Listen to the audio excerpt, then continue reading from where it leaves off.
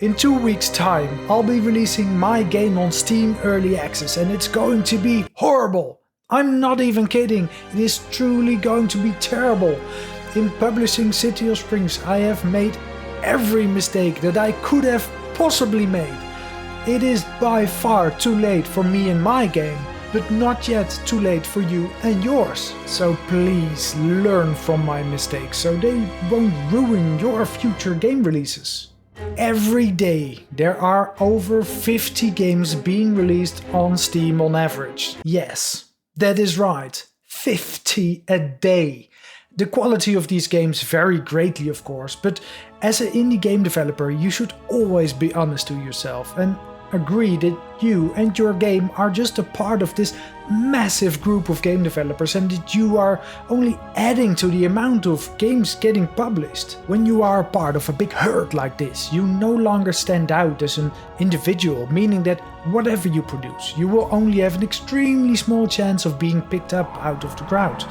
To improve these odds, you have to be really creative, and luckily Steam does have a few nifty tools to help you out. That is, if you use them. When you first publish your Steam game page, you kickstart your chance to be seen. To learn about you and your game, Steam will start showing off your Steam page to potential customers and learn from this.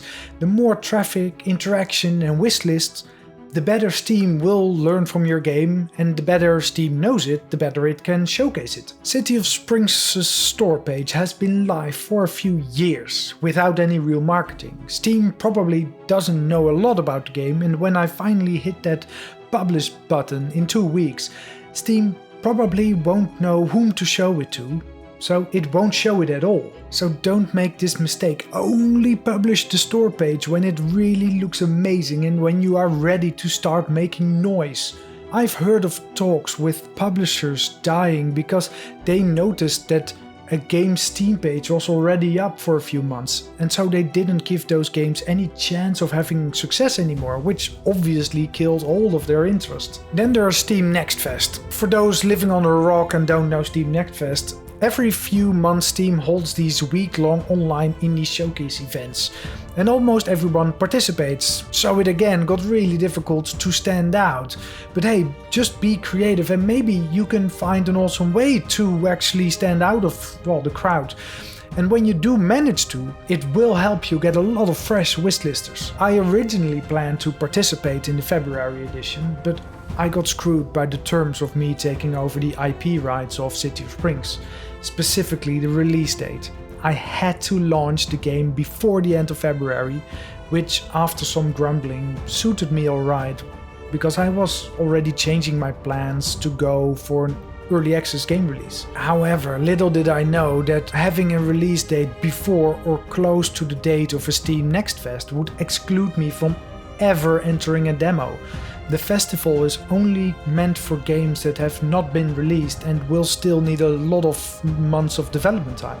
A little bit about wishlists. If you do some digging, it is generally believed that to have a good launch you will need to have at least 10,000 wishlists, and hope that a big enough percentage of them will actually buy the game at launch. Then, if you are in luck, the wishlist to sale conversion rate is high enough that Steam will show you on those harder to reach visibility spots. City of Springs has under 2,000 wishlists, which it gained over the course of 3 years.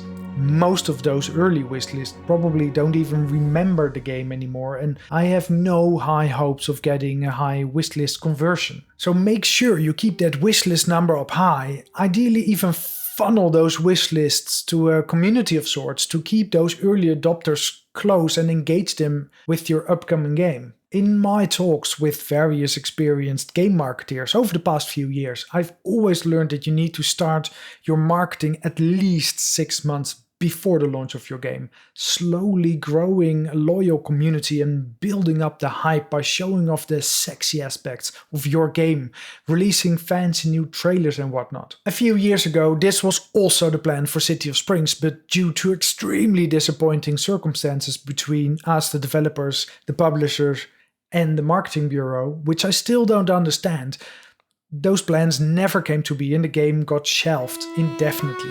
Now, don't get me wrong, I'm not whining about how bad I've got it, because I'm not, and my situation is not bad at all. I'm going to publish this amazing game all by myself.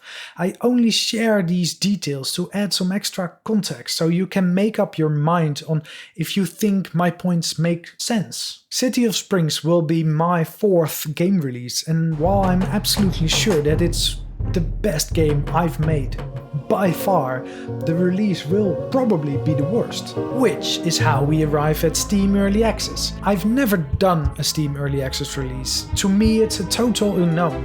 It is the one and only possibility I have left that I didn't mess up yet to make City of Springs stand out.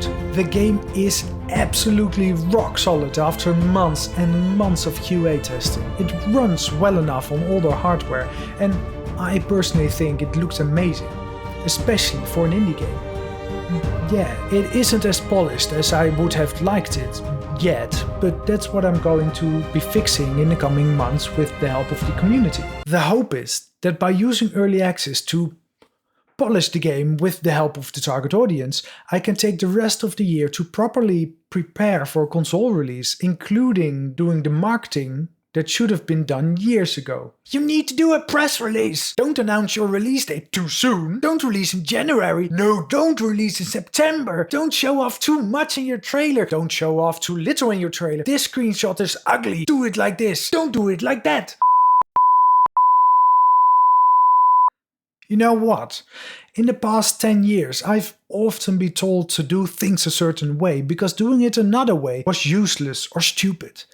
And you know what? The only moments that I've had real success was when I didn't listen to other people. The absolute best way to stand out is to do things that other people didn't.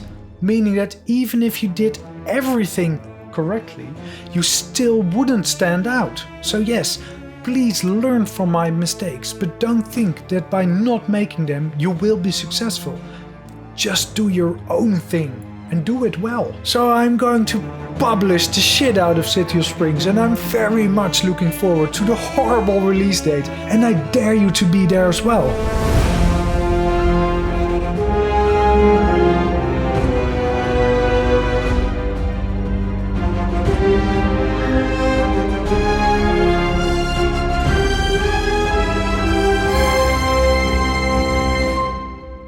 This city ticks like a broken machine, and machines don't fix themselves.